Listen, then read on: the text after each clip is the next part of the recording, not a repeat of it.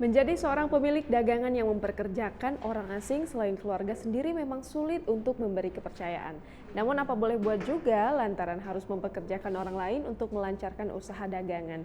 Tapi yang satu ini seorang bos kopi sering merasa kehilangan uang sehingga ia memasang CCTV di toko dan menangkap si pencuri yang ternyata anak buahnya sendiri.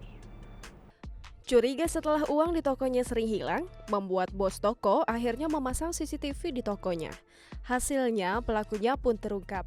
Seorang karyawan dari toko usaha jual beli biji kopi, Reza Gunawan, kini harus berurusan dengan pihak kepolisian. Pria yang diketahui merupakan warga kota Medan ini kedapatan melakukan aksi pencurian di tempat bekerja. Informasi yang didapat, aksi pencurian uang yang dilakukan terduga pelaku di toko jual beli biji kopi yang berada di Jalan Kapten Palabangun, Kabanjahe ini sempat terekam kamera pengawas atau CCTV. Dari hasil rekaman CCTV ini, pemilik toko tersebut langsung melaporkan kejadian pencurian ini ke Polres Tanah Karo.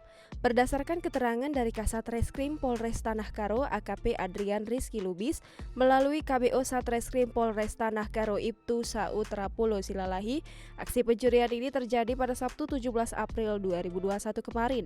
Dia mengatakan setelah mendapatkan laporan dari korban, pihaknya langsung bergerak ke toko yang berada tak jauh dari Tugu Bambu Runcing ini.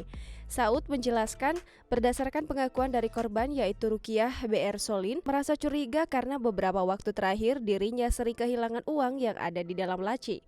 Rukiah akhirnya memasang CCTV sepekan terakhir. Dikatakan korban melalui rekaman CCTV tersebut terlihat jika pelaku melakukan aksi pencurian ini dengan cara mencongkel laci tersebut. Agar memudahkan aksinya, pelaku yang sudah beberapa kali melakukan pencurian ini mencongkel laci tersebut. Setelah mendapatkan bukti lewat rekaman CCTV, korban langsung melaporkan hal tersebut ke Polres Tanah Karo. Ia mengatakan atas aksi pencurian yang sudah berulang kali ini, korban mengalami kerugian hingga mencapai 3 juta rupiah. Dirinya mengungkapkan saat ini pelaku telah diamankan di Mapolres Tanah Karo untuk dilakukan pemeriksaan lebih lanjut.